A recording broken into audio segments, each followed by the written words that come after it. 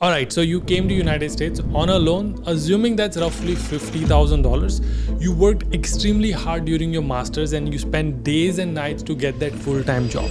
Congratulations, you have that job right now, but you're staring at that $50,000 loan that you need to pay off. You realize that you have that loan at an extremely high interest rate for whatsoever reason.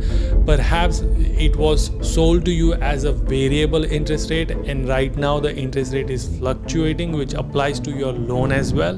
In the last 2 years it has only gone up, but you might have been sold saying that it would never go up or it could go down, but again there's a lot of uncertainty around it. And another thing is that your loan is most likely also in INR, which does not help you when you are in United States. One of the things that I've seen many people do to pay off the loan quickly is refinancing their education loan.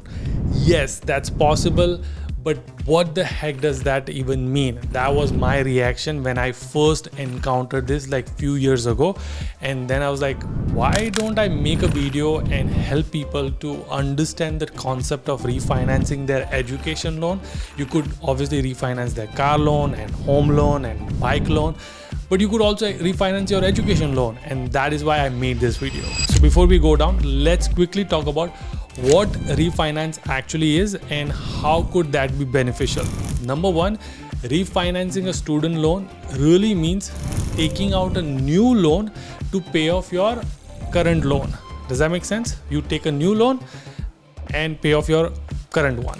But why would you do that? The main goal behind this is to secure a new loan with a better terms and condition, usually at a lower interest rate. By doing this, you can potentially reduce your monthly payments and save on overall interest payment that you have to make. Okay, so refinancing can be a very smart move if you're looking for a bit more financial flexibility, or if your income situation has changed since you first took out your loan, probably when you were in India. You didn't know what you were doing, and now you have a lot more understanding about your overall financial condition. Obviously, having a lower interest rate, you are keeping more money in your pocket over time. So I actually came across the whole refinancing world 6 years ago when I refinanced my home loan. It went from 4% to 3%. Yes, even 1% could drastically change, especially when the amount is like $300,000 or $400,000, especially for home loans. In $50,000 loan amount, it might not be as much, but if your home education loan is on 15% or 14%, and if that gets down to like roughly 10%, that is going to be a significant savings, and we'll go through an example right now. Here's what it means to refinance your education loan. This is an example. Let's say you have a loan of $50,000 at a 16% interest rate from bank A. Now you go to bank B. That bank will do the qualification process, which I will explain in a minute. And let's assume everything looks good. They approve it. This means they will pay off, bank B will pay off your bank A's loan and grant you a new loan with a newer interest rate. Let's say 12 or 13% or something like that. So now let's look at the same example. $50,000 at a 16% loan for 10 years, your monthly payment is going to be roughly $838. And now you refinance that loan at 12%, right? So that bank B gave you at 12%. Your new payment is going to be $717 because your interest rate has been now lowered down. And the total payment you would have made with 16% bank A would have been $100,508 on that $50,000, almost double the loan amount. But now that you have lowered down your interest rate to 12%, it will be roughly $86,083, which is total savings of $14,425 over the 10 years of that interest that you will be saving on your loan amount. You can even save further if you can end up paying your loan quickly, which is very, very highly possible, and that's what I've seen in the trend. Like usually you'll pay off your loan within 2 to 4 years of that mark. So now at this point, so that was number one. Number two is tax benefits. Now this is probably something that you don't know this. Because your loan is in US dollars, you can deduct up to 25 $100 per year against the interest that has been paid on your US based education loan, especially if your modified adjusted gross income Maggie is below $90,000 per year, and if you're married that limit goes up to $185,000 for joint income. You simply need to mention this in your tax return filing form, that for 1040, that form that you fill out. Now again, just to clarify this means your total taxable income can be reduced because your loan is, you're paying interest against your US education loan. This is a huge benefit. Number two is employer benefits. There are so many employers that can give up to $5,250 per year as a tax-free compensation against your 401k benefit. Okay, a little caveat, not every employer is offering this, but Google, Nvidia, Apport, Verizon, Chipotle, and many others are offering this exemption. If you don't understand, you should definitely check with your employer if they also do it. But essentially, when you do 401k contribution, which is a retirement contribution, but now your employer can put up to $5,250 as a tax-free compensation every single year. So that is another benefit. Obviously, because now your loan is in USD and MPower reports to all three credit bureaus, so your credit history will be building, and I shouldn't be explaining you why your credit history is important. It is absolutely very important. So it will help you in building credit history. Another one is, I think it might not feel like it is big, but hassle-free repayment options. Because your loan is in United States and because Empower has built up all the systems and everything, that you can just auto debit from your bank account, so you never have to forget that you need to pay monthly things, etc.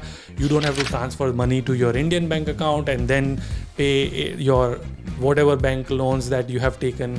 So then you have to make the payment over there. Everything is happening in your US bank account. You can just connect those bank account and do an ACH, and if you do an ACH and it is activated, you also get additional 0.25% on your interest rate, which is mind-blowing. So those were the reason. Now I never like to promote anything on my channel unless I have completely tested it myself. I've gone through that process or I have done deep research on this. So I asked Empower team, is it even possible? Can I talk to someone who's actually gone through this process? It will help me understand and also give me some confidence talking about this. And they absolutely said yes. So I spoke to Salil, who actually came to United States in 2018 to pursue his master's from University of Cincinnati. He's right now a manager at PwC in Dallas. I did the whole podcast with him, but I'll give you some snippet. I started asking him what made him decide to refinance his student loan in first place. And here's the interesting story that he shared with me. So what happened is back in 2021, right? I just done my masters. I was about to buy a car here in US, and the interest rates were high, obviously because of COVID and stuff, right? So and I didn't have a driving history over here, so the rate they were offering me is like 7-8%. So I talked to my brother-in-law, and he said, "Hey, take whatever they are getting you, and then you can always refinance to a lower rate when the market is better."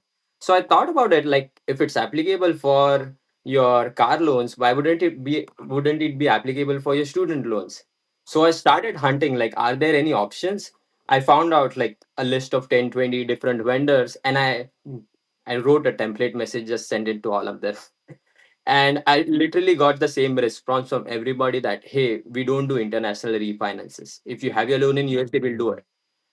And everyone said that after about 5, 6 months, Empower reached out to me and they were like, hey, we are building this new product around student loan refinance, and would you be interested in it? That was interesting. And then I asked him, like, okay, if he can walk me through the process and explain what documents were required. So they'll request a list of identity documents, so your visa, your passport, everything that says that, hey, you are you. All the identity documents, can't remember at the top of my head, but these were the main ones. Then you need to show your work authorization documents, like are you on an H1B visa, are you on your OPT, how many years are you left on in OPT, because you need to show them the that you have the capability to repay the loan back, right? Because we are talking about international loan refinances here. The last thing a bank would want is someone to take a loan here and then just go off to India and never come back, so they want you to show that you have the required work authorization based on which you'll continue working in US. And the third is a job. So just having work authorization not enough, right? You need a job to show that you have the ability to pay back the loan. So you need like a 3 month experience of working in US to qualify. The fourth one is that they also check your credit score.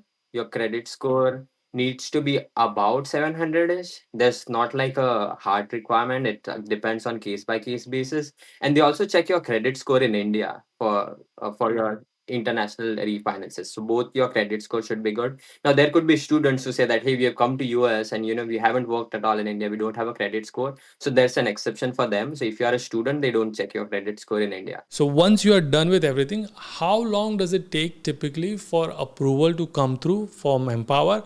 I know it's typically 3 working days, but here's what Salil told me. It takes about 2-3 weeks because again they have to run this report internationally and stuff, right? So it takes about 2-3 weeks for them to come back and tell them, hey, you're qualified or not. But again, the timeline might change. It might happen early for you, it might happen later, but usually it's within a month. Then I asked, okay, once your loan is approved from Empower, how does the payoff process work? Because you still have to pay off to your INR loans or wherever the other loan is situated, right?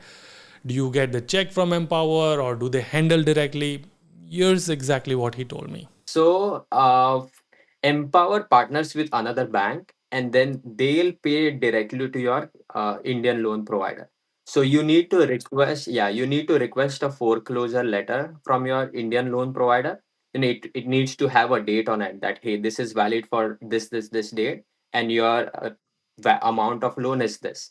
So they'll just take that information, their bank details, and the loan will, and the US bank, they'll just send the money to them directly. You're not involved in that process. Again, this was great. I finally asked him, would he recommend Empower to others? Here's what he said. I would definitely recommend them because they are the only one in this market right now who's doing international refinances. So yeah, I mean, it has been very helpful for me personally, but I would recommend them. The process is seamless. The criteria is clearly defined that you need to work for 3 months, you need to have a work authorization. So criteria is defined. So even before you apply, if you fit the criteria, you're gonna qualify or not.